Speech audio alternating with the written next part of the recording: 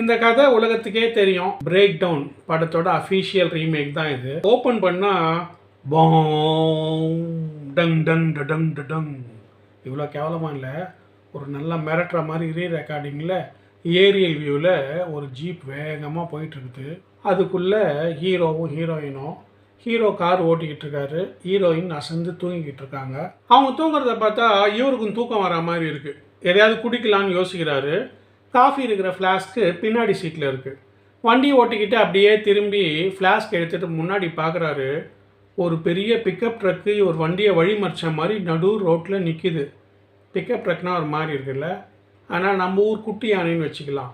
Hero அலறி போய் cycle கேப்பில் எஸ்கேப் ஆகிற மாதிரி ஜீப்பு கேப்பில் ஸ்டியரிங்கை அப்படி இப்படி திருப்பி எஸ்கேப் ஆகுறாரு. கொஞ்சம் தூரத்தில் ஒரு பெட்ரோல் பங்க் வருது. ஹீரோ வண்டியை நிறுத்திட்டு ரெஸ்ட் எடுத்துகிட்டு இருக்கும்போது அந்த குட்டியானக்காரன் அங்கே வந்துடுறான்.